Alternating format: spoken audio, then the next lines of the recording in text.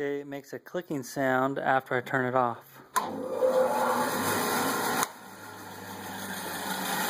And it seems like it's coming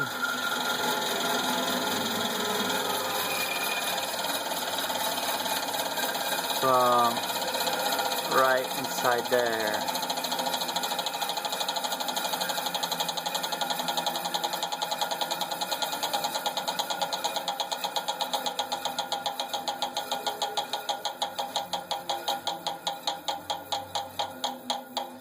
You can hear it pretty good.